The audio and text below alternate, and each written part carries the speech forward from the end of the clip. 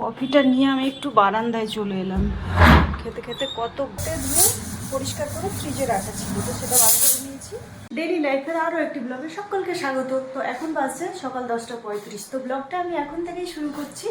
তো আজকে আমার তো চা খাওয়া কমপ্লিট হয়ে গেছে, বেড গুছানো কমপ্লিট, আর রান্না বান্না বাকি আছে। তো চলুন রান্না বান্না কি করব পুরোটাই দেখাচ্ছি আপনাদেরকে।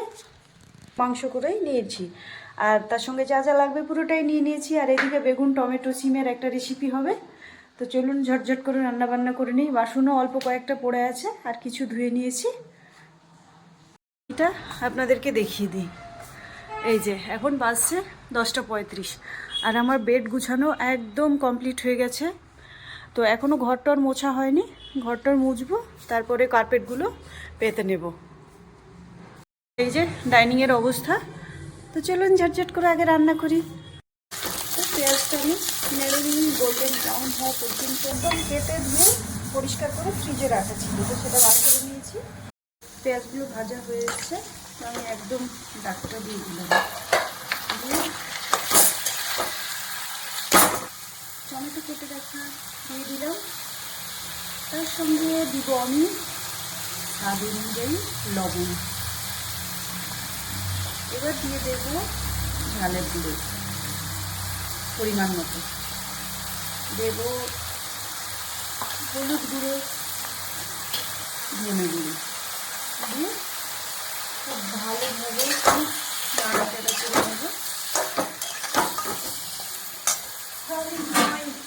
সাড়াশি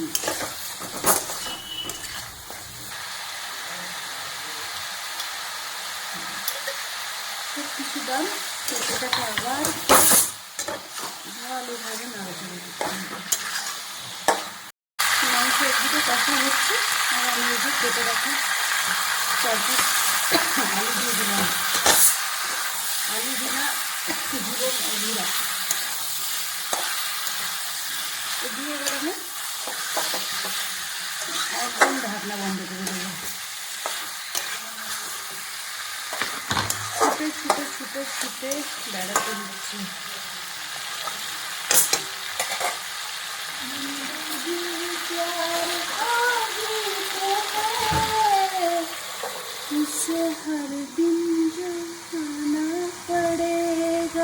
তো কফি নিয়ে নিয়েছি, আর ছোট্ট করে নিয়ে নিলাম। ডাস্টিং হয়ে গেছে, তো এই যে মোছামুছিগুলো এবার করে নিই। সব ঘর মোছা কমপ্লিট, শুধু ড্রয়িং রুমটা বাকি আছে, তো সেটাই খুব সুন্দরভাবে শ্যাম্পু দিয়ে মুছে নিচ্ছি। এখন আমি কোনো কাজের লোক নেই বলে একদিন মুছি, তো 3 দিন মুছি না। আপনাদের সঙ্গে গল্প করে নিই। কফিটা নিয়ে আমি একটু বারান্দায় চলে এলাম। খেতে খেতে কত গল্প আপনাদের সামনে করবো বলুন তো। দেখেছেন প্রচুর রোদ আছে এখানে। ছোট ছিলাম এসবগুলো কিছুই ভাবতাম না। বয়স বাড়ার সঙ্গে সঙ্গে অভিজ্ঞতা বাড়ছে, চিন্তা ভাবনা বাড়ছে, গঠনমূলক সব কিছু। আপনাদেরকে একটা জিনিস দেখাই। এরা সব নার্সিং স্টুডেন্ট।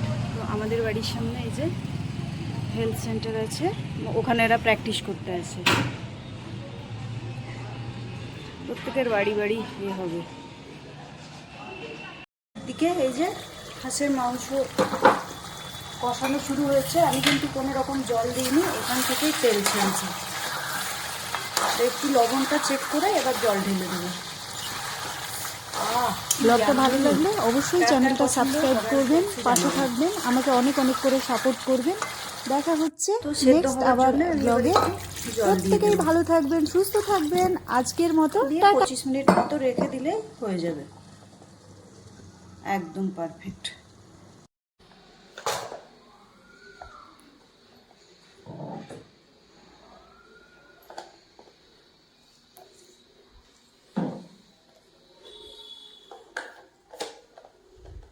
ব্যাকগ্রাউন্ডে কিচেনের কি অবস্থা। রান্না বান্না তো হয়ে গেছে, তো এবার কিচেন পরিষ্কার করব। ভাতের মাড় পড়ে যা তা অবস্থা। আর এই যে এদিকে বাসন বাটি আছে, এগুলো ঝটঝট করে ধুয়ে নিই। এই যে খাবারটা বেড়ে নিয়েছি, তো একটু রোদে বসে বসে খাবো, তো ঝটঝট করে খেয়ে নিই, তারপরে আবারও আস। রান্না বান্না খাওয়া দাওয়া একদম কমপ্লিট হয়ে গেছে। রান্না বান্না, স্নান, বাসন ধোয়া একদম কমপ্লিট, খাওয়া দাওয়াও কমপ্লিট হয়ে গেছে। তো এবার একটু ছাদে যাব, ছাদ থেকে ফিরে এসে একদম ব্ল্যাঙ্কেটে ঢুকবো। যদিও ঠান্ডা কমে গেছে, এখন একদম ওয়েদার এখন কমফোর্টেবল। তো এক চক্কর ছাদ থেকে ঘুরে আসি। ছাদে তো প্রচুর রোদ, কিন্তু আমার ছাদের রোদ বেশি নিতে পারি না, স্কিন লাল হয়ে যায়।